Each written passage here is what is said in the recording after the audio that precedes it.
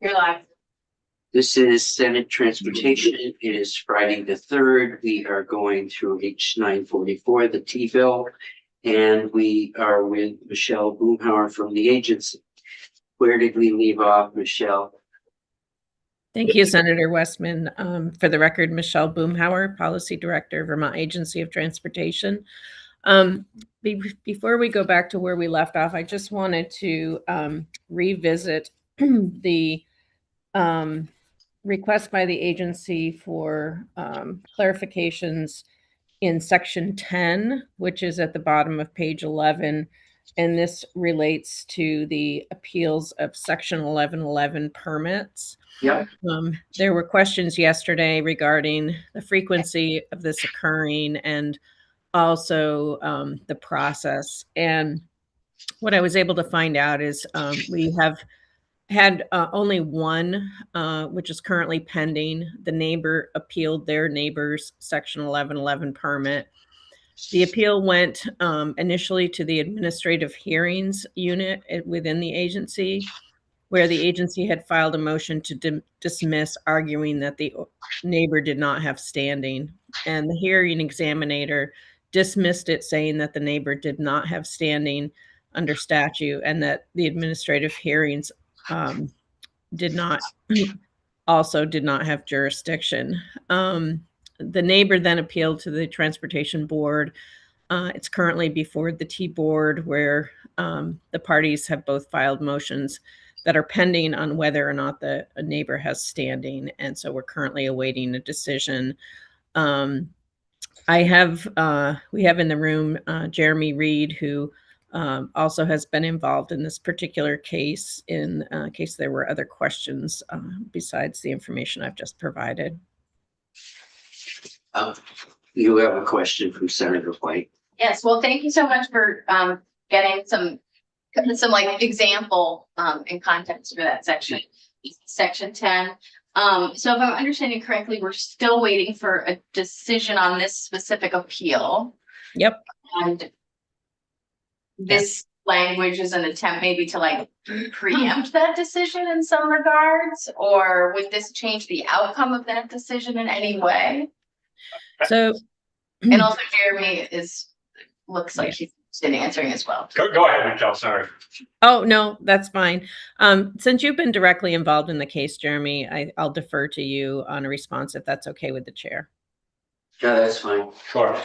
Jeremy Reed, Chief Engineer. So it's not in an effort to preempt this decision, and certainly our proposal would not be retroactive, so it wouldn't really apply to this case. What it really is trying to clarify the longstanding practice that you can't appeal your neighbor's 1111 permit to the T-Board. I think given the emphasis on housing, Act 250 reform, this could be the sort of default NIMBY path if we allowed it to be. And so again, this is somewhat proactive in saying, look, there is not a path forward to an appeal on an 1111 permit that you are not an applicant of. Right now, the language is a little bit vague on that, but this just narrows it so that the applicant can appeal and only the applicant. Yeah, I guess I would still say I have like a little bit of trepidation with it, just because if you've had so far one appeal of this variety, I don't see that as like a giant situation that needs our change to it, but I'm also willing to, I'm not going to die on this hill. So if this is something that the agency feels is really important to like expediting the process, sure. I don't think it's really important. I think we're just trying to get ahead of something and clarify longstanding practice. Because again, we don't want to litigate pending matters in the legislature. So we don't want to wait for there to be 25 of these, right? We want to just get ahead of it and say, no, this is not the appropriate use of the T-Board. You probably don't have standing as just a neighbor trying to appeal your neighbor's driveway permit, which is what we're talking about. It's a driveway permit. Or utilities. Or utilities, right? Yeah, Great example, right? So yeah. I don't want power lines in front of my house, so we're gonna appealed GMP putting power lines in front of my house. Yeah, So that's this your, creates a very untenable situation where everybody could appeal everybody's 1111 permit, which, would just clog up the entire process. but also like that's your property rights, like in some regard, like we talked a lot about property rights this last week. And it feels like if something is going to affect how I live on my property, I should have the opportunity to appeal. But sorry, No, sorry. Uh, So You can both, carry this on, and then I'm gonna cut this down. We've got this section on hold. Let's get through the rest of the bill, but I want you guys to, have your say. okay, I would like to propose substitute language or delete this because there's also something in the Constitution about having to have appeals when we were doing 181. We looked at various ways that folks could appeal other permits, and if the T-Board is the only entity that is able to hear appeals, then there needs to be a substitute. And 1111 permits can be very consequential, and this limits any appeal to an appeal by the applicant is likely to be an appeal to the agency saying no. And so we've reduced all, I don't see any way, unless you can tell me differently, of having appeals to the agency saying yes. Which a yes impacts the community in ways, it could be very consequential. So I don't want to delete this without knowing all of the impacts. And I think there can be more impacts. This is on hold. Okay, got it. And, we'll welcome, alternative language Okay. if you have it. When we get back to this, if we, don't have an alternative, I'm just gonna have an up or down vote. Okay, that's fair. I just want to say that when somebody applies for a 1111 permit, it's pretty stringent, and it's not, they don't hand those permits out willy-nilly. There's a lot of hoops to jump through before you get one.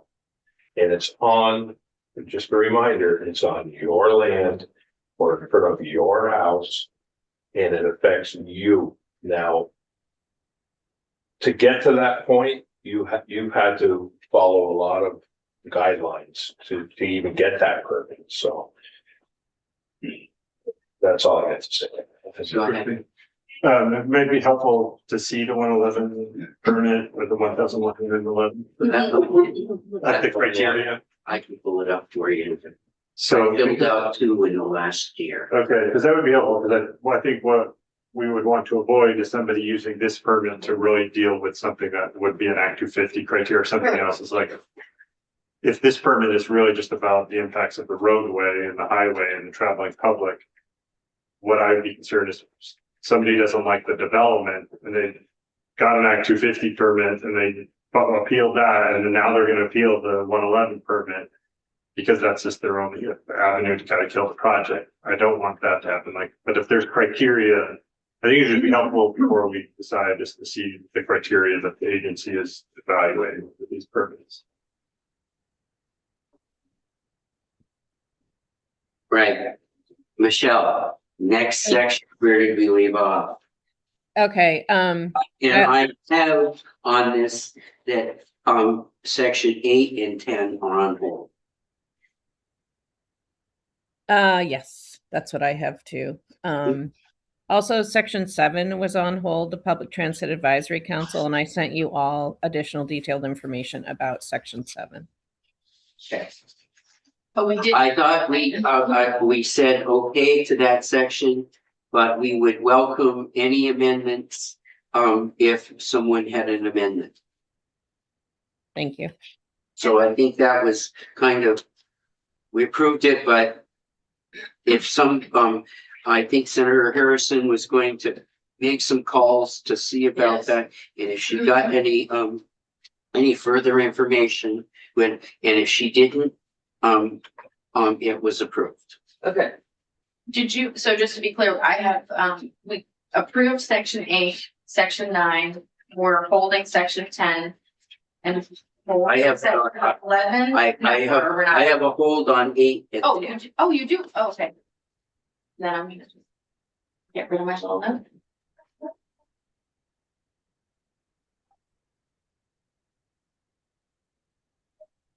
Okay. Yep.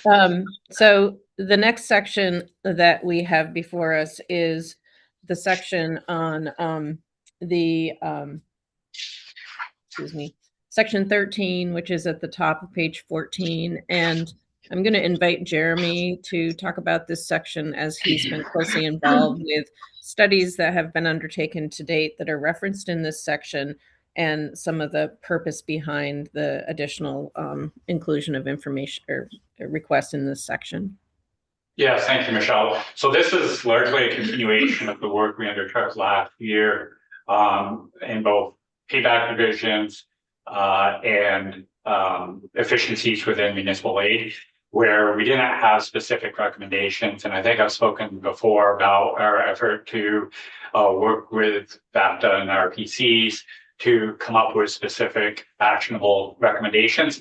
And so this is what that language is trying to accomplish. It also adds a third piece, which is speed limit setting within municipal and state highways within various designated centers, village centers, neighborhoods.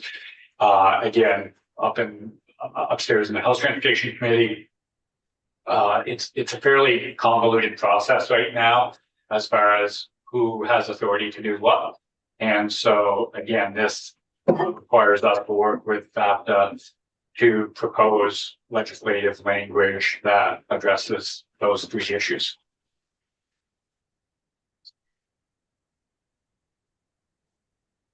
This is section 13.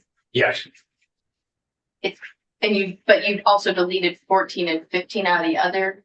What does that actually do? That's with what the ways it section? means deleted as that. Oh, okay, sure.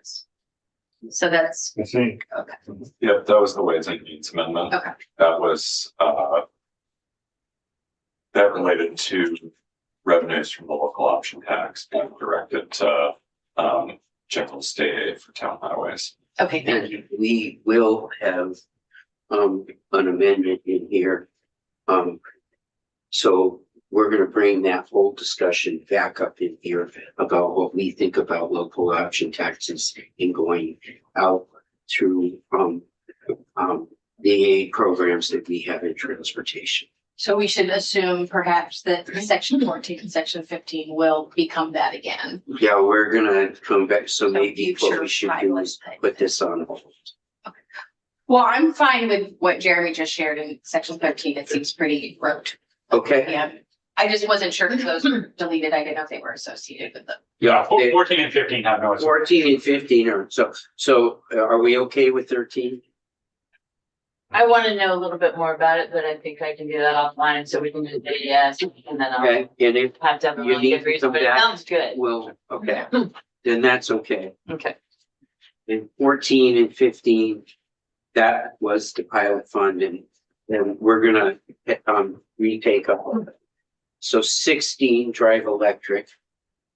So section 16 was added by the House Transportation Committee, and this reflects their interest and desire in having a continuation of funding for Drive Electric Vermont to carry out stakeholder coordination, education and outreach, any assistance that may come probably through separate contracting is what is going on at the agency for infrastructure development with our NEVI program. We may need some assistance from them, which would probably be, at this point, is planned to be under the NEVI program, not this 192,000. And then they've also been providing technical assistance to municipalities, businesses, fleets, and auto dealers related to vehicle electrification. So the agency had not proposed any funding in the budget for this activity because we were planning to work with Drive Electric Vermont under other channels. However, the House felt it would be important to provide this extra money. So what's the other channels that we're talking about? What was envisioned by the agency to work with them to get?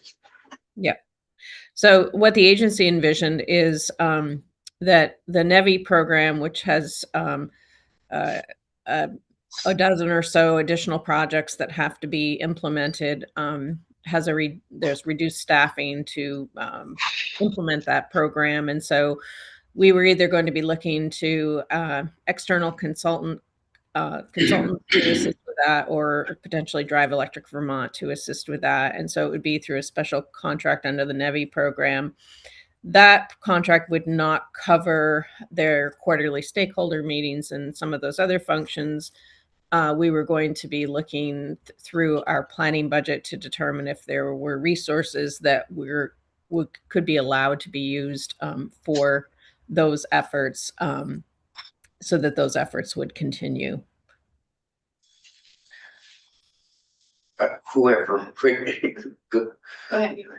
Just you may be aware that A&R has some money in their budget for Drive Electric Vermont that we found out about yesterday. It's only $5,000, but it would be silly for them to have to go through the whole state contracting process for $5,000. I don't know if they have an existing contract that they're ending in.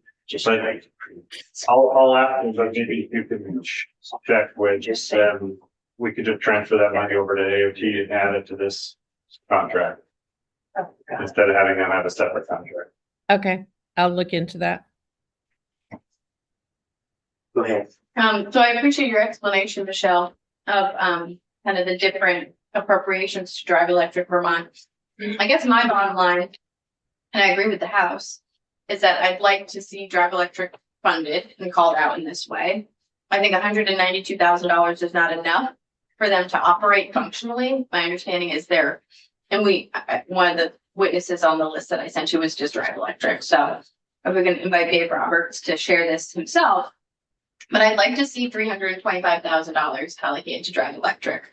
I think if we're going to go into this NBUF conversation as quickly as we are, our best partner is Drive Electric, and to have them have a skinnier budget this year than they did last year doesn't make sense to me if that's our goal. So I would like to see a total funding package for them from the state being $325,000. What I think I understood from your point was that you imagine that there would be a greater allocation than just what we see on this page of 192K. So if you have a number of, okay. Then what were you saying around like the NEVI money? And maybe I misunderstood. So what we are saying is we have money in our budget for the NEVI program implementation, and there would be a portion of that money that would be directed to Drive Electric Vermont to aid us in implementing the NEVI program. The other thing is that is that part of the federal money that yes, got in the grant? Yeah. So that's already in our budget in the grant, and then we would look to some of our federal planning funds to assist with the implementation of the ongoing efforts that we have with stakeholder coordination meetings on a quarterly basis and some of the other technical assistance. Okay, so then let me try to ask this in a way that it makes sense. What is the total amount that the Agency of Transportation, whether it through federal or state dollars, is putting towards Drive Electric Vermont? That's yet to be determined. It would be based on the scope of work that we develop with them for the services that would be needed. Okay, okay, well then I think it's safer than to just put a real amount in here so that they can plan and if, I mean, I guess I'm open to, yeah, I just don't see how if they're going to be able to do it for 192,000 when their ask was 325,000. So that's just my point. I don't think that number is enough to support the programming that they are being asked to do. Have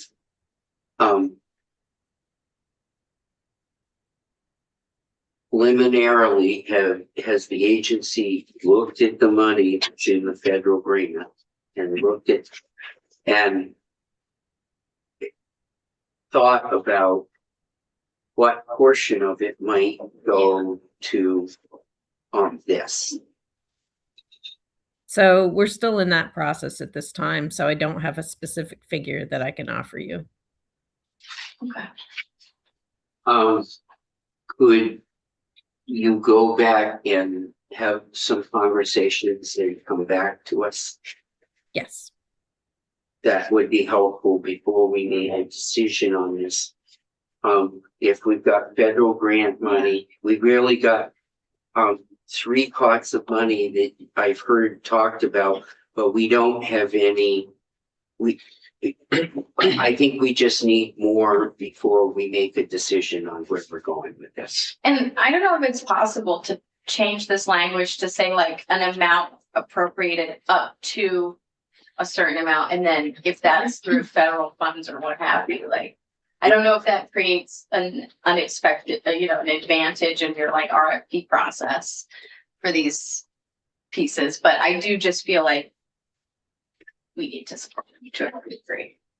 Yeah, I'll see what I can find out. I think traditionally in working on contracting through FHWA, they wouldn't allow us to give a specific carve out to a specific organization. Jeremy perhaps can speak a little more to sort of the contracting practice issues related to the federal funds.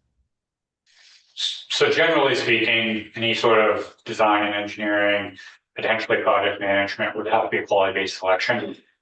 I take Value Electric is probably gonna, reign the day on that front.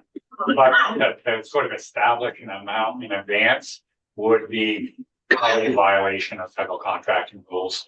So it'd be a little bit tough for us to say, you're gonna pick a number, $225,000 for project management and technical assistance in the NEVI build out. Because that's sort of putting the value before the quality of the actual work product. But do you have a number of how much you would be giving out in the RFP process at all? Like if anyone applied to the grant, what's the amount of money that they would be likely to be awarded for this type of work? Yeah, so with the Brooks Act, basically what it requires us to do is make a quality-based selection. And then that second step of that says, I don't remember the exact verbiage, but I think it says something like fair and reasonable price. So to some extent, we don't have a dollar value that we could say, look, we think a project management's worth whatever, $80 an hour. We have to make a selection blind as to the price based on their qualifications. And then we look at their price proposal. There can be some level of negotiation, but ultimately the standard is, I think it's fair and reasonable. And so we can't really start with a number. Oh, okay, it's different. Okay, I'm understanding now. So if you guys can come back with some conversation about where this all is and where you are in this process, and if you can come back with more information for us. Yes, we'll You can have plan. Dave Roberts, probably. We will. We'll plan to bring additional information related to the scope of the services we're looking to procure. Okay, so that was section 17. Airport. Yeah, Caledonia Airport.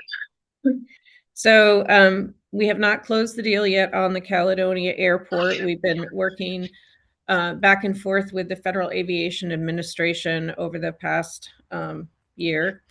And one of the issues where we've had a sticking point relates to the inclusion of the airport in the National Plan of Integrated Airport Systems.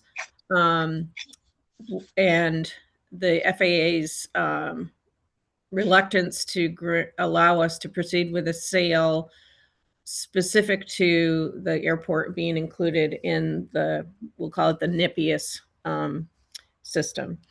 And what NIPIAS, the National Plan for Integrated Airport Systems, is a list of publicly accessible airports that are classified according to criteria such as service and size. And the main role of the NIPIAS system is to determine eligibility for federal funding and federal fund development. And in this particular case, while the Caledonia Airport will be stipulated through deed and purchase agreement language to be open to the public into the future indefinitely, there will not be the award of federal funds for development to a private entity. And so I think that's what the FAA is getting hung up on. And currently the authorizing language for the sale or lease of the Caledonia Airport indicates that it will remain in the NIPIAS system. And so we're asking to have that element of the language struck. And also, we are now pressing up against the deadline that was originally established in statute for concluding the sale, which was May 1st of 2026. And we want to move that out to November 1st of 2027. We don't believe it's going to take a whole additional 18 months, but we just wanted to be on the safe side since the unpredictability of the federal engagement could further delay things. But the parties, Craft Vermont, who was the entity who was selected through the proposal process for the sale, and the agency had been working on a regular basis with the FAA to work this through. The region is still very engaged with Craft Vermont relative to the offerings at the airport and the educational engagement and economic development engagement. So we find it critically important that we continue to move this along through these changes we've requested, which are articulated on page 17, line 13, which would be the removal of the NIPIAS requirement, and then on page 18 in section 9, which would change the final date for the sale.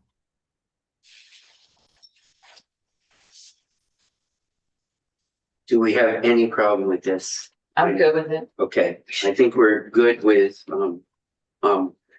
17 and 18. Thank you. That concludes everything that we were going to cover with me today. So unless you have other questions.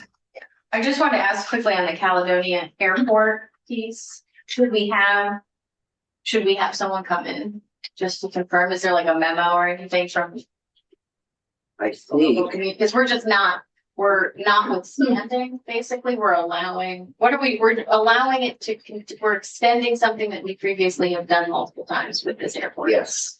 And So there's no like organization or group that we. we're just extending the deadline, particularly in 18, of a decision that you can speak about how much testimony this committee has taken on Caledonia Airport. Yeah, we had the select boards, Lindenville Select Board come in, we had regional planning people come in. So at that time they had, AOT had one or more community meeting Okay, that people could.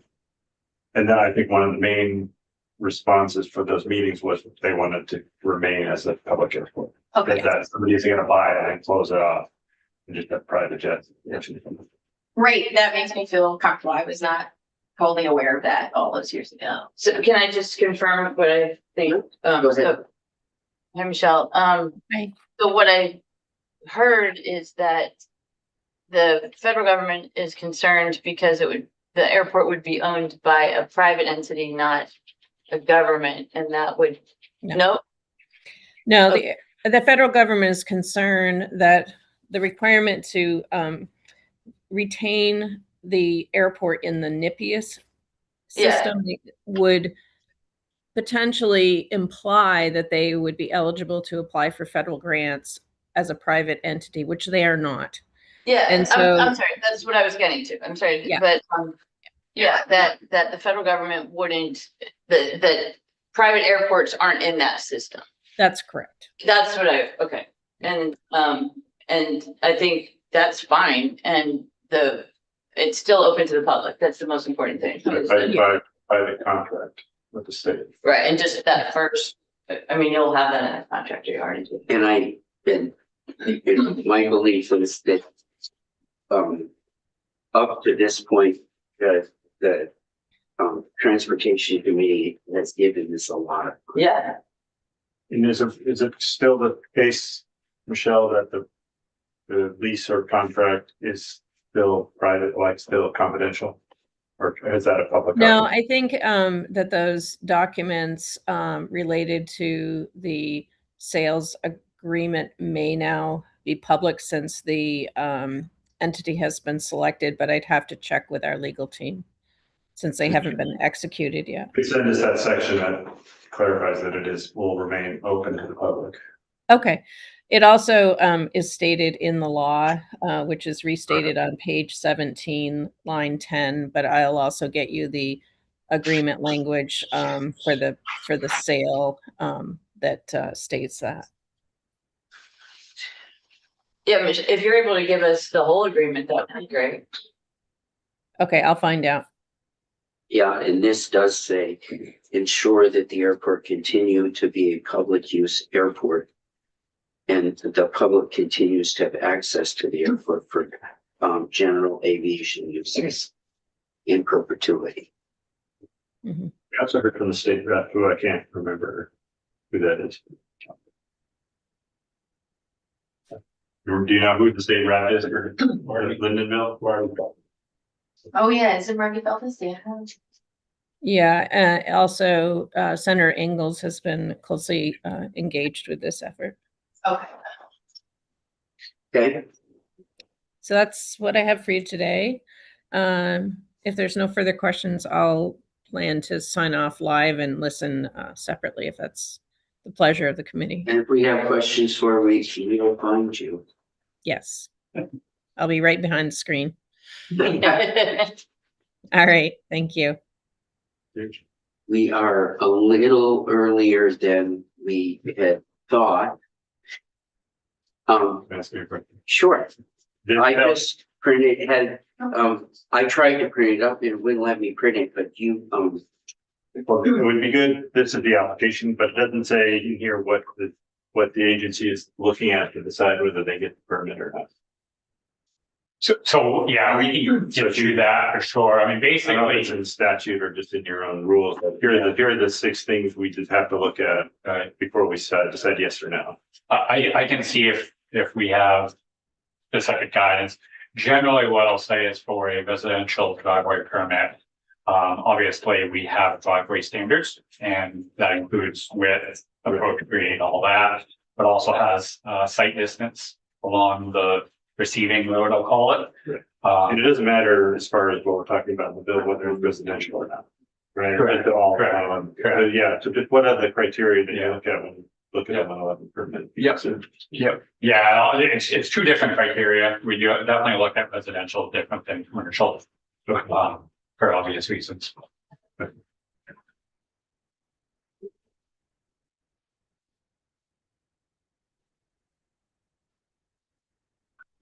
no, Trying to get to the part of the bill. no, the guidelines are here, the access management program guidelines and, but it's 34 pages. Yeah, So, yeah. sorry. And, Send me the link. yeah, and at the end of the day, you know, commercial is much more rigid. Residential, we try not to have a landlocked piece of property. And so we'll. try Oh, to- well, that's not true. You guys have landlocked pieces of property. Is that, yeah, try not to, Yeah. right? So if there's a way to make it work, we do. But it's. We had to definitely- buy a right of way, so. I thought property had to have access. There's some law about that. Well, I And it think, might not be that V-Trans has Yeah. to deal with it, but there's, well, I mean, you can have road frontage, which would be access. but Right. That doesn't necessarily allow you to create a driveway. right, or to have it wherever you want it. Correct. Correct. Right, and we had a piece of property, we bought a piece of Yeah. property that didn't, but contingent upon that, had to buy a right of way that went across the neighboring property. Yeah, It was interesting because we thought we were buying onto somebody that had an 1111 permit. The house was built in the 1820s. They had never applied for 1111 permit because it predated any of that. So in the process of us applying, the people that owned the house for the first time ever got an 1111 permit, and then we got an 1111 permit on the same driveway after that, but we couldn't get the 1111 until they got it. Hmm. And otherwise, if we hadn't been able to get the right of way across, we would have been the agent, we would have blocked it and blocked out. So it's, Yeah, no, the state is very complicated yeah, but it's totally, because of our development plan. We made it that way, Yeah, most of us. I mean, Yeah, not but us. especially We don't those like eight that. generation. so Like New Hampshire. New Jersey. It's actually, you're right, go straight to the source. It's charming. Would we be able, I know we've got a little bit of time, I'm wondering if you would be able to talk about what we're adding to the T-bill that's not already in there, and conversations about like Senator Kirchlick's language, if we've okayed including that in there, or I'm not sure when we're having those discussions, we but. started with that, the discussions around that and moved into that. I think what I'm gonna do is have Chris get up Okay. and we have to, I think, understand what the House did for the movement of money and what and we were fairly close with Senator Kirchlick's language. We might need a couple of people to come in and talk about it, but we were reasonably close. Okay, All right, well, good morning, everyone. Chris Root from the Joint Fiscal Office. I'm going to share a very brief slide deck, which is posted on the committee page under today's date. Senator Weston asked me to go over the tax proposals that were included in the governor's recommend, as well as what the House did, which is not in the T-bill, but it supports the T-bill. So this AI generated graphic on the disclaimer slide pretty much sums up the theme of the presentation, which is moving money from one fund to another fund. I really want to just explain, because the mechanics are a little bit different, of the GovRec proposal on this slide and then what is in the House miscellaneous tax bill, H 933. So you all have heard a lot of conversation around the purchase and use tax, and this really gets into the specifics of what was being proposed and what the numbers involved were. So just to refresh everybody's memory, under current law, the motor vehicle purchase and use tax revenues are allocated 2/3 to the transportation fund and 1/3 to the education fund. In the governor's budget proposal, that included language that would phase down the amount of purchase and use tax revenue to the education fund by $10 million a year, beginning in FY27. So this figure, the bar chart shows you what that phase down looks like if you compared current law to the columns with the dash show the proposal. So you see the amount that would go to the education fund stepping down from 51.9 to 41.9 in FY27. That reflects that $10 million difference. The language lowers the, they use FY27 as the base, and then steps down 10 million from that level in 27, then another 10 million, then another 10 million, and then there'd be a full phase out by FY 31, in which point all of the purchase and use tax would be going to the T fund and none of it would be going to the ed fund. Why these numbers don't perfectly match up to like 10, 20, 30, 40, $50 million is because under this construct, the organic growth projected in the purchase and use tax over time would be flowing into the T fund. So another element of the governor's recommend was to essentially offset the impact to the ed fund of losing $10 million of purchase and use tax by making a one-time transfer of $10 million from the general fund into the education fund. And this was not separately broken out in the GovRec budget. It was reflected in the giant total of, I think they proposed $114.9 million transfer from the general fund to the ed fund. 104.9 of that was for buying down tax rates, but that extra 10 million was just rolled into that total. Something I want to point out though, and this is, That used to be a page. you know, we're used to dealing with the T fund in this room, so I'd be remiss to not spend a minute talking about how different the ed fund is. The ed fund is. So can we just go back? So the administration added 10 million to the transfer from the general fund to the ed fund Correct, and the House did not reflect that. in 2027. Correct. Okay. And it's a one-time transfer. Okay. So 10 million obviously is not even close to what was being taken away. So This year. how did they, why I don't- 10 million?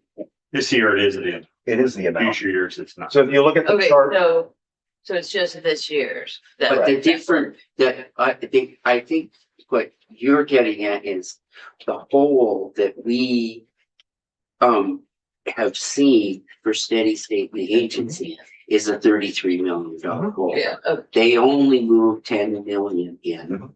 And part, I would argue with you, or I would, the assertion I would make is what we're seeing is a paving budget that reflects the fact that it's not 33. In all of the different divisions where we aren't meeting our goals reflects the fact that we aren't getting the 33. that's We're about only right. getting that. Okay, yeah, that's my question. That's what I, in my simple brain would. Yeah. then to be clear, my slides don't speak to the need. They speak to just the mechanics of what's being proposed. Like to what's shuffle. proposed, okay. Correct. So back to the ed fund, I'd be remiss if I didn't spend a minute just to explain how it's a little different in that it's expenditure driven. So with our other major funds, they're revenue driven. We know how much revenue is going to come in and you make priorities within that, spending decisions within that box.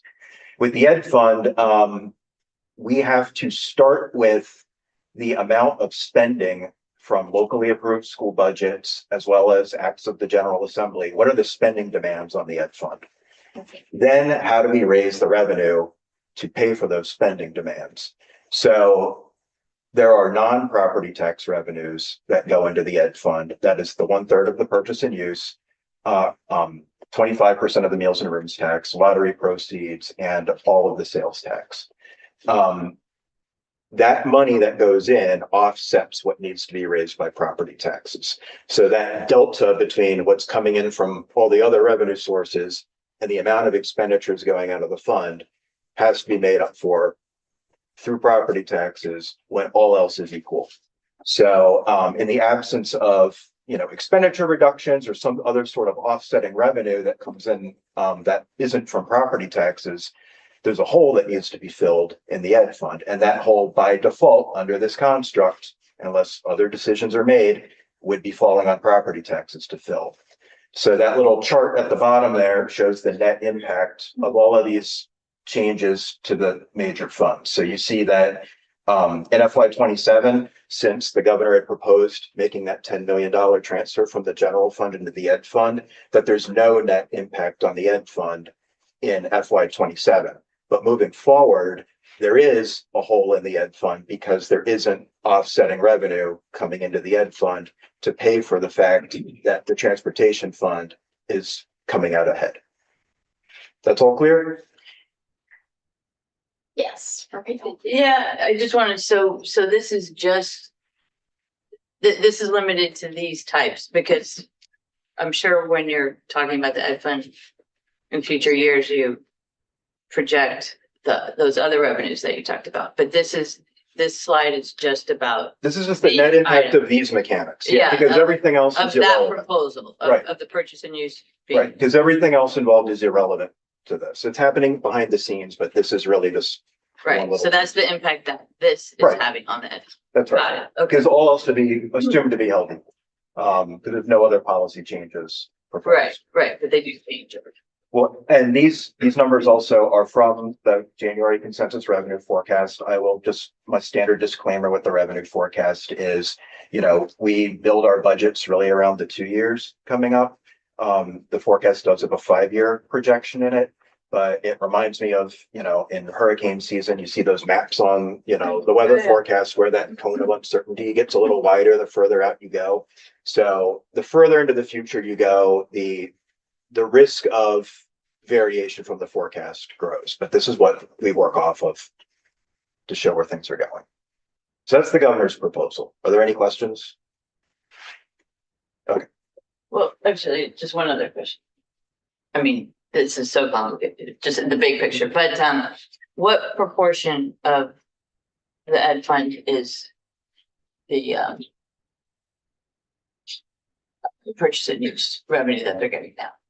It is, I don't have the exact percentage, what in terms of how much of the ed Yeah. fund comes from it. Yeah. It is low single digits. It's, around $50 million a year from purchase and use tax in a fund that is about $2.5 billion a year. Okay, But again, every dollar that goes into the ed fund from a non-property tax revenue source offsets dollar for dollar a cost that has to be raised through property right, taxes. right. So there's just a direct Could you linkage. just remind us, what was sent on the property tax basis? My colleague Julia is better positioned to answer that, but I think the last number she gave me was in the ballpark of like 15, 16 million, somewhere around there. So don't quote me on We're that. basically looking at around 3 cents. That's the range, but don't quote me on that. That's the number that I've heard from Julia. You should hear it from her for a more precise number, but that sounds contextually in the ballpark. Could change. So in the governor's proposal, effectively, in the first year, the general fund makes the ed fund whole, Mhm. so they can allow for the drop to happen in the Correct. purchasing unit. It's to be neutral on the ed fund in the first So year. we make really first move to the ed fund, moved, and then, so we make 2 or 3 moves Mhm. to accomplish the 10 million getting to the T fund. Yeah, this involves all 3 major funds of state government. To do that, Correct. one would ask, how many years now in a row have we have general fund dollars come to the T fund to make us whole, to put together our budgets? At least 2 that I can think of. It might have been 3 recently, but I think at least 2. And there has been, it might be 3 now. 3? Yeah. So in the past budgets, there's been some language in the contingent appropriation list that where if there was additional revenue left in the general fund, some of that would be reserved in one of the accounts in the cash fund and then transferred in to the T fund. We set aside general fund money at Yep. least 2 years ago Yep. and used that money to construct the budget year we're in now.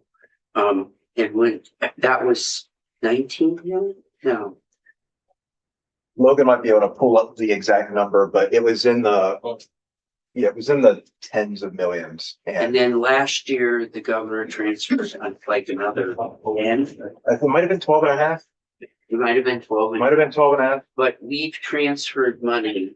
Yes, absolutely. And I have a sheet that Logan might be able to pull up that I walked through House appropriations last year on some of these moves when they were looking at dealing with the JTOC appropriation. That's another example of how the general fund has essentially helped prop up the T fund, is that when you all eliminated the JTOC appropriation, you shifted $20.25 million of public safety costs for state police off of the T fund and over to the general fund. So the general fund has been picking that $20 million cost up since the current year. Or we are. And in the capital bill, there's been funding for transportation. Yeah, the St. Albans Garage project had been split across several different funding sources. Yeah.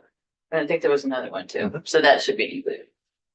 So to paper over the problem, Mhm. we've been doing it now for at least 3, maybe more years to be able to make the.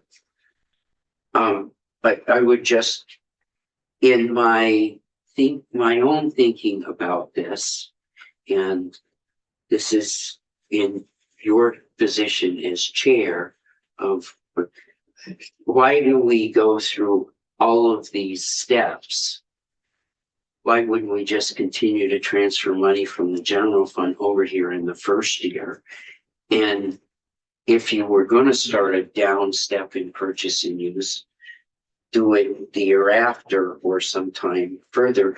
I think for me, it's just a lot simpler to say to people, we're going to continue the practice of band-aiding this, because that you started up and then you band-aid the ed fund with money over to the.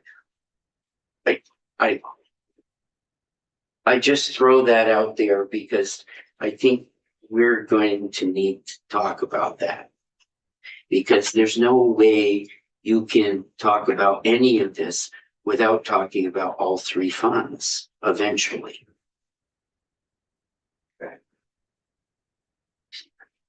Does that make sense, or? Yeah, I mean, I think the only reason you would want to do it the other way is to show that you're going to start making that transfer this year instead of next year. But I think the impact on the general fund is the same. And it's simpler, but it's just a transfer over. But if you want to say, we're definitely going to start moving towards the transferring it from the purchase and use, doing it sooner has some advantages, maybe as far as that goes, but it's definitely more complicated to go this way than just transfer 10 million over.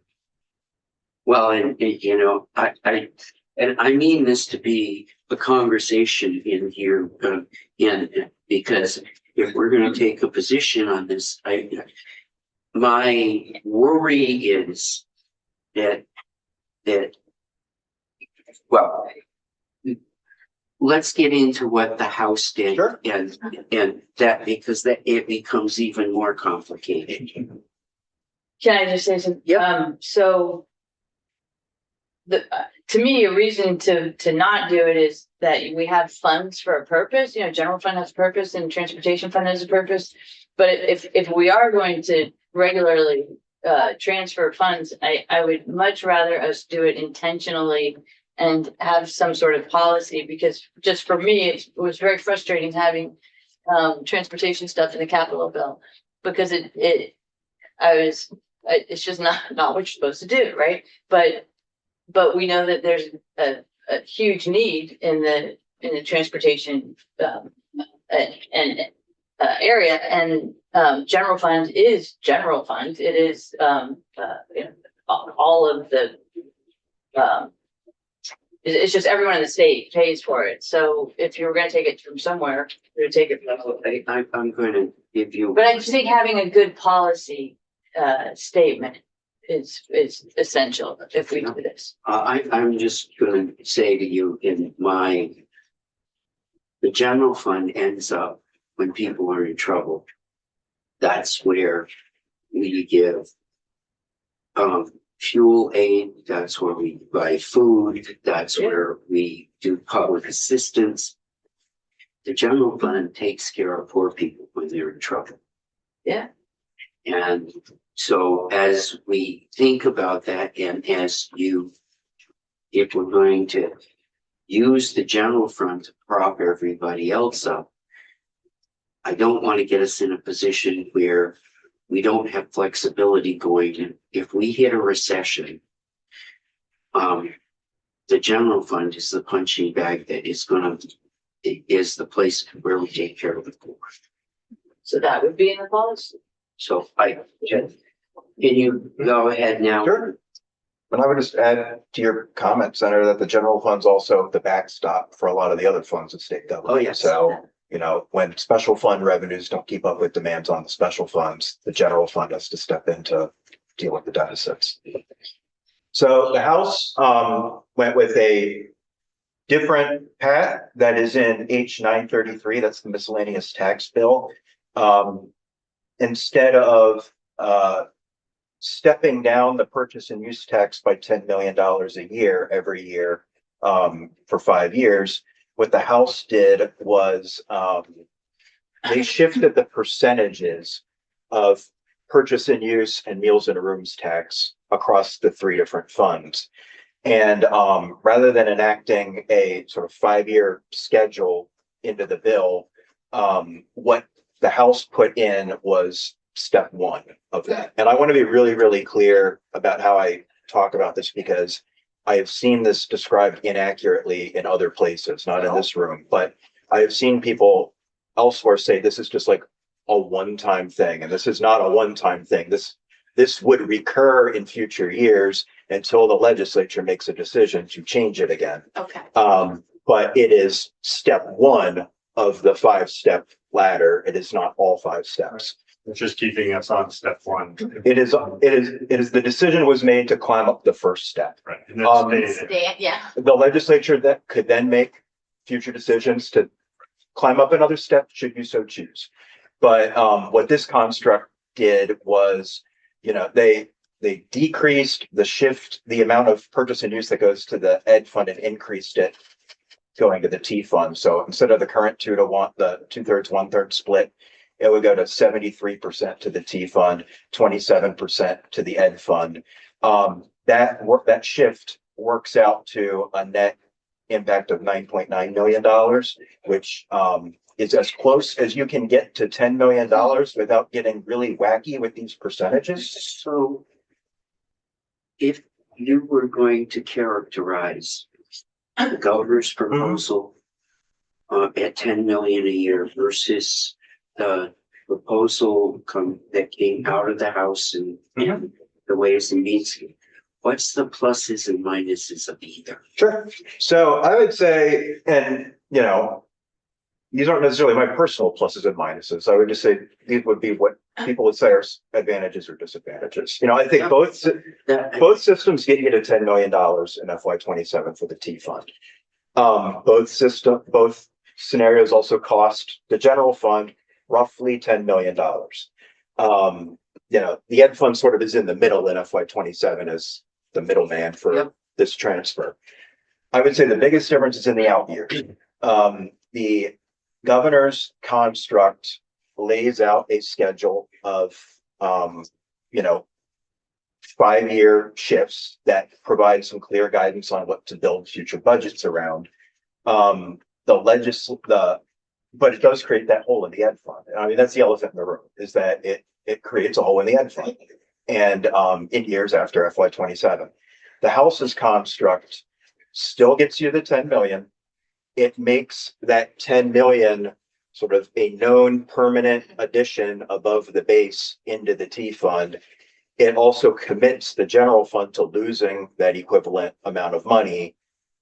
It does not create a hole in the ed fund, but it also does not commit to, you know, what do we do for step 2, 3, 4, and 5. So it doesn't make decisions on that. The legislature would have to make those decisions. So I would say for FY27, they both get a very, very similar result. It's about what happens in the future years. And I think, you know, I would never speak for a committee, but I was present for the Ways and Means discussion for this. And I think they had some concern about creating an additional pressure on the ed fund at this time. Which is why they went with a different path forward. The other piece of this, if I can just go back to this real quick, was, you know, this still involves all 3 major funds. I talked about the purchase and use shift. That's essentially paid for by shifting meals and rooms tax revenue. So to remind everybody, Meals and Rooms currently goes 25% to the Ed Fund, 69% to the General Fund, and 6% to the Clean Water Fund. If you're thinking, what does the Meals and Rooms tax have to do with any of this? It's because it's the only revenue source that is split between the Ed Fund and the General Fund. So it is like the one lever you have to pretty elegantly be able to turn the knob about how much money is going to those two funds without creating an administrative nightmare. So the instructions I was given to model this was come up with whole round number percentages that get you as close to $10 million as you can. So that's how everything shakes out here. And you essentially pay for the cost of shifting that purchase and use out of the Ed Fund by giving the Ed Fund a little bit more of the Meals and Rooms tax, 4% more.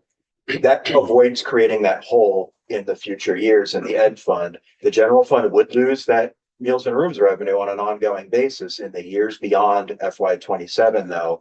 But the T Fund would also, retain a slightly larger share of the purchase and use on an ongoing basis until the legislature decides to play with the rates again.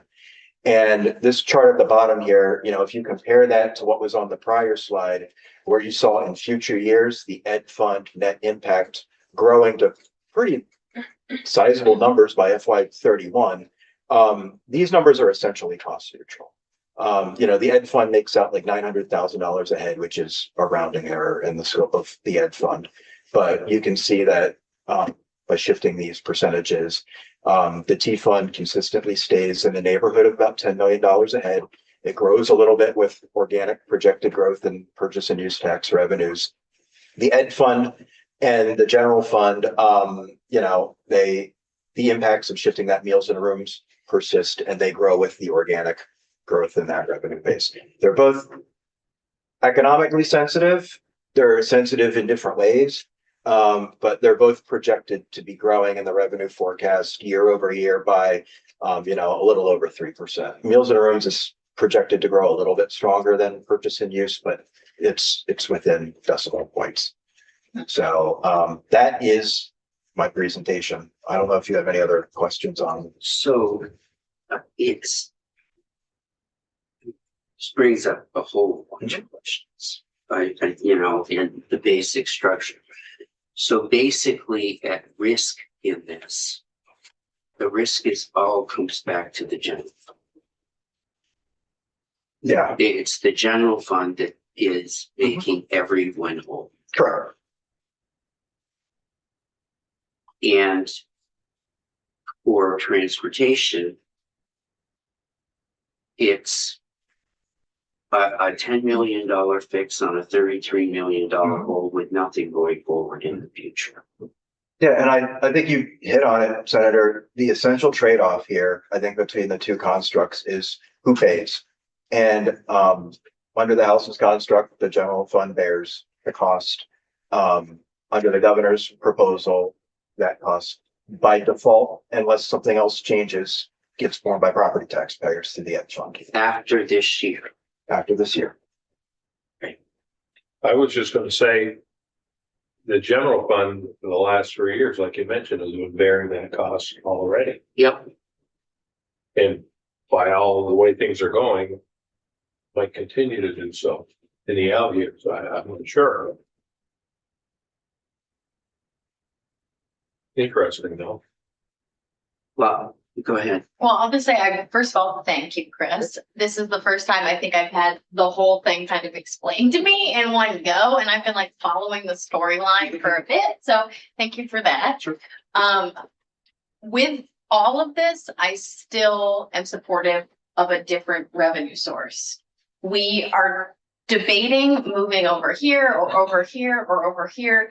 And we are not addressing the root cause of the issue, which is declining gas tax revenue. So while all of this I appreciate, I still think we need to discuss revenue sources. And I think that's where we're at. So I would rather you keep that. No, on there. sure. so that's my one piece. But if I had to have if it was like choose path A or choose path B, the path that I would choose would be more aligned with what the Ways and Means Committee did on the House side than the original AOT proposal.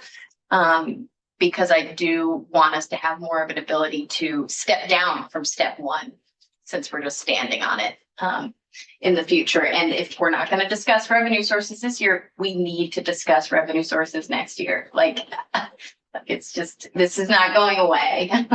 So I hope that it feels to me that if I'm unlikely to see us addressing that topic here in this room this year, or with our colleagues on House Transportation, that I would prefer a scenario that gives us a better way to pull back in the future. And it sounds like, if I'm understanding correctly, Chris, of the two, it would be potentially, maybe it's not even easier to do, to shift backwards with the Ways and Means plan, but it seems like it would be. It's all up to the legislature. It can all be shifted at any given, you can't tie the hands of a future legislature. So, I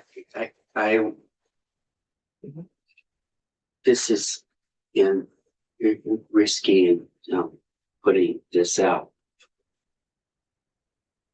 If this is really 110 million and then no fix to the underlying problem in the T fund going forward, it also so it's 1 year and that's it. It puts the general fund at risk. Mhm. And in my view, if you were looking at, I'm afraid that we're in the longest economic expansion in the history of the country. We've seen gas prices go up. I'm afraid we're in a place where within the next few years, we could see a recession. Who gets hit the hardest in a recession is, from the history of my opinion, is the general fund. Okay. And the general fund takes care of poor people.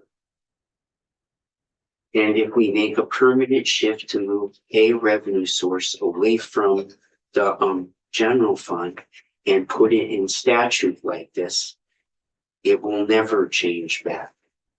Yeah, and I guess, I think. And Yeah. I certainly think that in your scenario, that if anyone was going to raise money in the legislature around here, they're quicker to raise money to help the ed fund than they are to help poor people. Interesting. But that's just my, and throwing stuff out here. I think this legislature has, and I'm worried in this scenario about the general fund. In the Ways and Means scenario? Yes, Oh, okay. because you take that meals and rooms tax and you move it permanently away from and create a hole for the general. So is that, okay, so maybe I was misunderstanding that, because the way I had understood it was that none of that was permanent, that was just saying for the 2027 year. no, the Ways and Means is a change to statute that would be moving forward until the legislature makes another change. And to Senator Westman's point, been here a lot longer than I have, but I don't remember a situation where people give more revenue to the general fund. Yeah. As opposed to some of the other funds, like typically when revenues go to the ed fund or the T fund, they rarely go back to the general fund. Okay, so then I'm confused. So the purchase and use one is not that, it's not making a statutory change. They're all statutory changes. Okay, so then now I'm confused. The meals and rooms tax is a statutory change that covers They cover step one. Okay, They don't cover all 5 steps. They're all statutory changes that cover step one.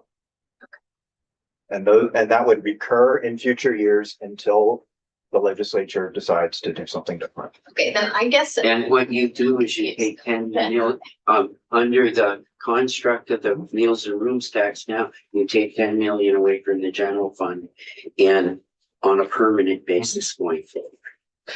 Okay, now I'm completely now I'm confused because and perhaps it's just because it's confusing. I don't know how I feel about either proposal then, I guess, is where I'm Well, that's- at, like now. that's why I'm we're talking shifted about to, like, cause I guess what I'm looking for in an ideal scenario would be something that we could easily change in the future, to not have the scenario play out that you're describing. And I don't see that potentially in either, if that's now what I'm hearing. This proposal doesn't do anything for us in the future. Yeah, It doesn't fix our problem. Yeah. Right. It kicks It it. just puts a little Band-Aid on it, kind of like, 10 million a year. And meanwhile, our gap grows. Yeah. Yeah. From what I'm seeing. Yeah, to me, that's the kick to the can. Yeah. Well, and it permanently moves that meals and rooms tax away from the general fund. And if we went into a recession in the next 3 years,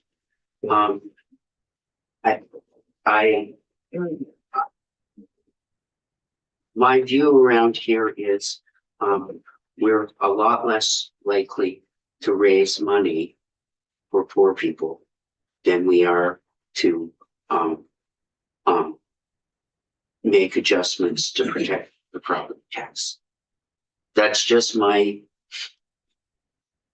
And just there are some who think that the fund structure isn't helpful.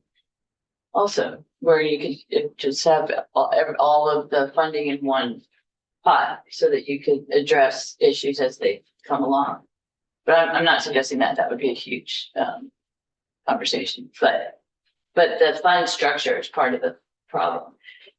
I think there's no way that if we were going to have a proposal that says, here's our position to deal with transportation, and we are going to put something in the T-bill to send over to finance to do that, that we have to understand where that is and what that place is. The other piece we're gonna have to talk about with Logan, I asked him to do a chart where all these pieces are, because they're not all in one place. They're in miscellaneous tax bill, they're in a number of places across the board. And I think, if this is me talking, I think the T fund is too much at risk for us not to weigh in on this subject. yeah. I think that might be like our whole job, actually, like this I'm might just- be our big, Unanimous. yeah. All right. We don't know what the next answer is, but we agree on that. No, we don't have any answers to any of this yet. So, but I think, okay. Thank you. No problem. Thank you.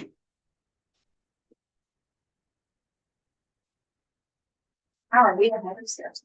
Just a stop on that whole proposal. It's put together thoughtfully, but with no clear understanding of what we face in here every day. They don't have that understanding.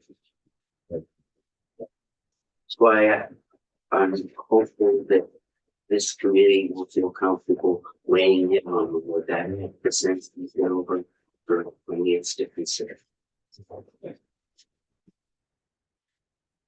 Should we expect a proposal coming from someone? Well, I think we're gonna have a Oh, proposal okay. in here, Okay, and I want, but we have to understand all the pieces. okay. So I'm not gonna statement to draft any language. I may ask after we've had some conversation, and I have everybody comment.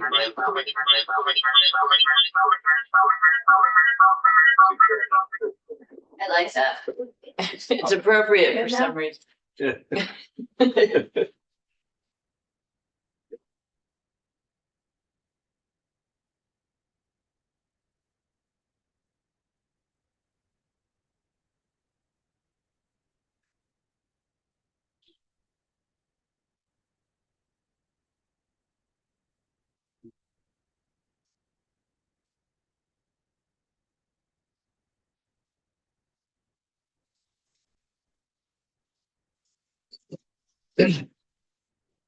Hey, good morning, Jeremy Reed, Chief Engineer. Just got a handful of slides I guess talking a little bit more about the paving program and what could be potential inflation factors moving forward. Logan has previously testified about kind of the diverging path of construction costs and just general overhead versus revenue, so I won't get too deep into that. But I did want to just highlight some of that. So this is a slide you've seen before. This is the National Highway Construction Cost Index. Obviously, there was a significant spike coming out of COVID, and we're still seeing some growth in that. This hasn't been updated recently, so it ends, I think, Q1 of 2025. But again, still positive and certainly significantly above where we were pre-COVID. Can I ask, since this doesn't, and we're about to, we should, how far are you into the contract bid process for the summer construction season? And what are you seeing in that anecdotal? So we are mostly through that process for construction year 26. Our engineers' estimates have been very good. I'll just say generally well within 10%, which is acceptable within the industry. Year over year, I would say we're 3-ish% roughly. I mean, there's a lot of variables that go into that, so it's tough to make a true apples to apples comparison. But one thing that helps that year over year growth is specifically with paving is fuel price and asphalt price adjustments, which are mechanisms we use to reduce risk, and they are more impactful on the paving side of the house than they are on some of the other projects, and that's what I'll get to in the coming slides. Can you say that one more time? The last sentence. That fuel price and asphalt price adjustments are That's the tools most impactful. Is that they are more impactful on paving than they are in other yeah, portions of like- construction, just because paving is so dependent on yeah. oil Okay. and gas. Do you, when you set the contract, do you leave variation for fuel prices? So the way it works is there's a monthly index, and I'll get to it, that is established in the contract, and any variation off that monthly index yields either a payment to the contractor or a deduction to the contractor, depending on what the market price is at the time the work is completed. Thanks. Or performed rather. So that there is a ability for adjustment based on fuel. Exactly. That's the whole premise of it, is to remove the risk of those market factors, and just sort of pay the contractor. Remove the risk offered to the people doing the construction, Yeah. not on the state. Exactly. It's Correct. state, it's super. Correct. Otherwise, they would just bid extra high to cover them. Yeah, there would be some level of, risk Yeah. management, right? Because it's still a competitive bid environment, so you got to compete with your competitors there. This again is a slide you've seen before, just showing the projected conditions, and I think this is central to the point of without adequate funding, we will see a deterioration in the network. Why is the good, that's the one part of this chart I don't understand. So this is part of the premise that it's cheaper to keep good roads good. And so instead of letting those good roads deteriorate to a fair or poor condition, which then would be more expensive to fix, you're able to have a cheap treatment and keep that good roads good. Have the consequence of the poor become very poor. Use all roads or just state roads? This is the entire network. Yes. So when we're doing 92 miles of interstate and 55 miles of state highway system, And this is a policy choice really too. yes. Yeah. So this is what I was discussing as far as the asphalt price adjustment. So this just gives you an example of what it looks like. So on the left is this past year's public prices, and this is price per ton of asphalt.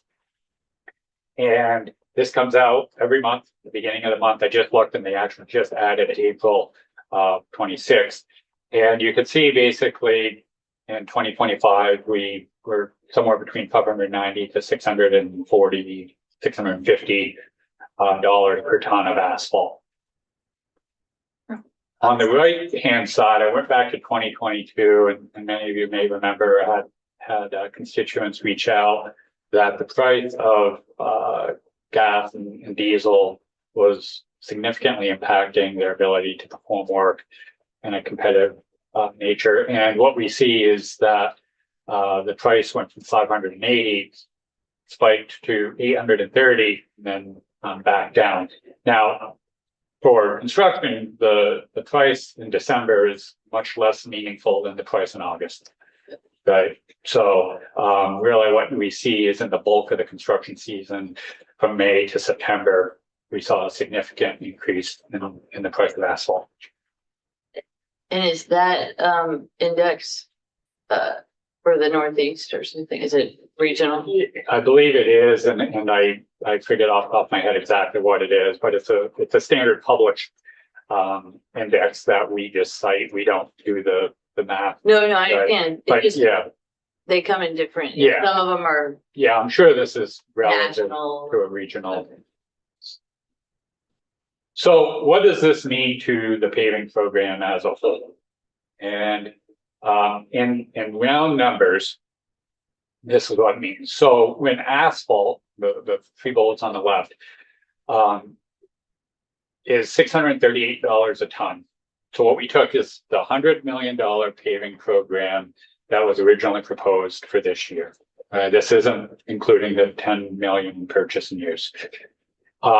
If asphalt price adjustment goes to $638 a ton, we, on average, and there's been some assumptions to go into this, but we would roughly pay industry $95,000 in asphalt price adjustment.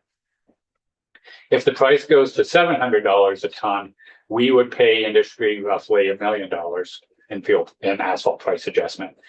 And if it goes to $800 a ton, we would pay $2.5 million in asphalt price adjustment. Similarly with diesel, if diesel, well, and let me go back to asphalt. So like I said, I just checked this morning, they have updated the asphalt price adjustment. Asphalt price adjustment for April is $730. So that kind of gives you an idea of where we could be heading. They have not updated the fuel price adjustment, which are the three bullets on the right. But 431 was the March index price. With that index price, with the work we have, that's roughly a $75,000 payment to industry. If it jumps to $5 a gallon, it would net $600,000 payment to industry. And if it gets to $6 a gallon, which is, I mean, anecdotally, that's kind of where we're at, it is $1.365 million to industry. So diesel right now, what's the price of diesel right now? Oh, $6 a gallon.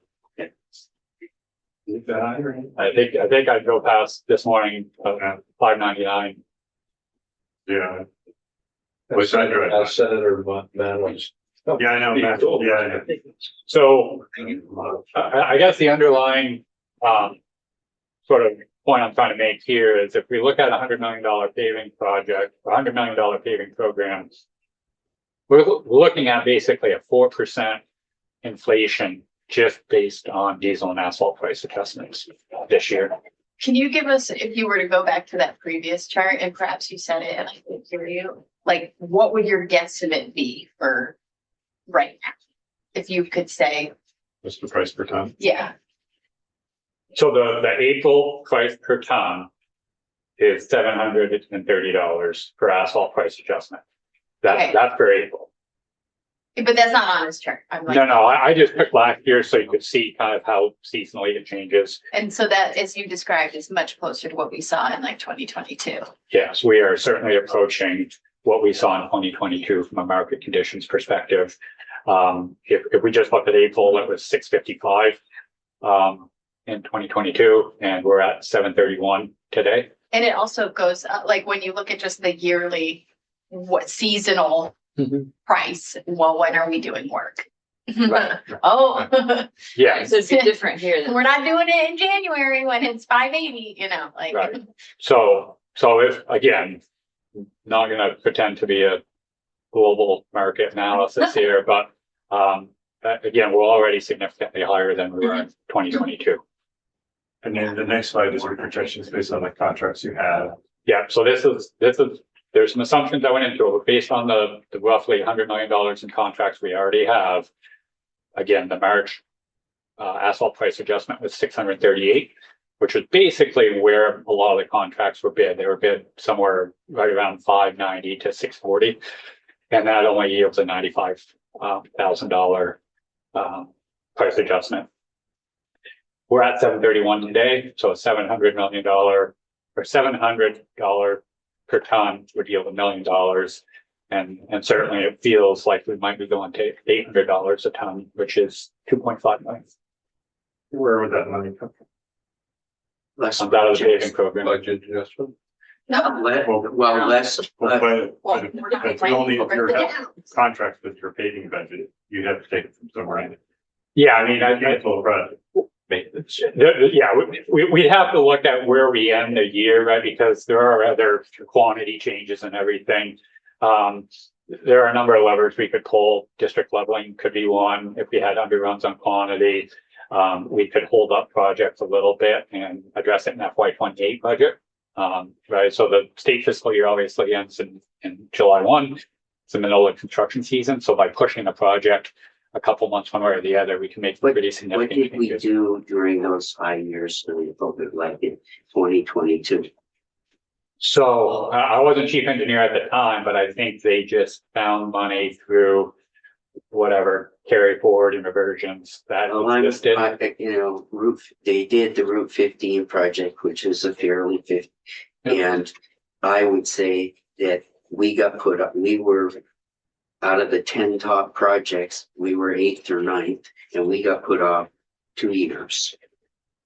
Certainly, and after you have a contract, to your point, there's not a lot you can do, but yeah, as you build the next year's budget, you can push projects. And there's no substitutes for us. No, But what towns do is they do a lower level, Clarify. yeah, towns have this issue too. Yeah. And they just do fewer Yeah. miles or a thinner coat. Well, that's. Which isn't- He's saying, Or they he's were- saying the level and seal, which is what my terminology is. district leveling. We can deplete that. Oh, We okay, can that's what. deplete that, and that's what they're doing. But if you have a construction contract and the budget that we're putting in, you're gonna be you've already started letting the contracts for the ones this fall. But the construction season that would start in May, June next year, those contracts haven't been let, Correct, and those would probably slip to the next year. potentially. As we build the 28 budget, that would be a consideration. And so again, this is just an additional 4% escalator that we have to address, potentially. Can you remind me, I know we've heard this before, but where are the asphalt plants? So I'll let you speak to it, but I think most of the asphalt comes from Albany, New York area and Montreal. It's all just trucked in. Oh. Tariffs? Not so far that we've seen. Again, I'll let industry speak to that, but we haven't seen any direct correlation to tariffs. There's no other asphalt plant in New England, or we just don't buy from them, we get it from Albany. I think it's Albany and Montreal. Because that's the only one, not because it's cheaper or something. I think that's the case. Again, industry can speak to that. Nobody really wants to live next to an asphalt plant. The owner. Yeah, and I don't think it's, Sometimes. yeah. Lives in- And I don't think those are the plants, that's just the ports. Oh, yeah. Right, so that's just the ports where they get it. But I don't. Oh, yeah. They get the raw material and then it's refined like New Hampshire has it. Asphalt. Pipe. Well, they've got a hot mix plant where they actually make the hot mix, Yeah. but the root asphalt comes to a port of Yeah. Montreal or Albany. Right. At a refinery probably wherever, Texas or Louisiana. So it's pipe, they're just heating it up and putting it in a mixer, sending it out to the job.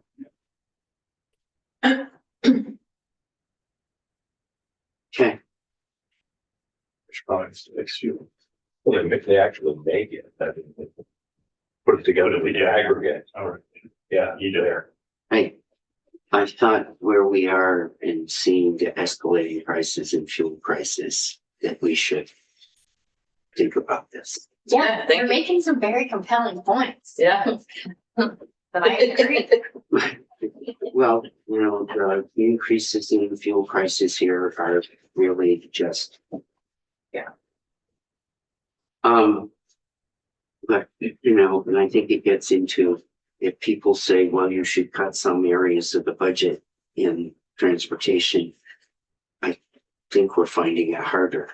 And I think we are. I mean, I think that that's the truth, is we already are making very serious cuts. Well, And we have, and it's, Yeah. and It's people are gonna start feeling it with economic impacts. It's gonna be very serious when people continue to see bridges that aren't being opened or roads that are closed, or they're on the interstate and they're hitting potholes like that. They're gonna notice it, and it's gonna have an economic impact on us. Just like the quality of your roads, I think has it makes you feel like you're a developed nation or not a developed nation. That is the quality of our roads. I just want to say East State Street's not good. Yeah. They're gonna- I think it's on the. We're gonna vote that one. It's really not my favorite. Yeah. street. Off-road. It changes every. It changes Yeah, every- it moves. Yeah. Well, they also have to do big sewer project. Yeah, I've heard that. Joy. But is the agency, I mean, we have four, very poor, the feds just have four. Is there another after very poor, like, is that, at what point do you say it's not Offline, I've got your road closed because of It conditions? says. I'm not aware of a road closure. I mean, within the engineering world, always laugh. You can drive over any paved road, right? But you can't drive over a closed bridge, right? So, yeah, I mean, You have a big enough truck, I guess you can drive over. yeah, I mean, Yeah, or just, and how many lanes are open too, that's part of it, or, where you have to, you can't take two cars at one time. Right, you just have. I mean, that happens on. You're going, but yeah, like East State Street, you're going, that's not. Yeah, you take turns.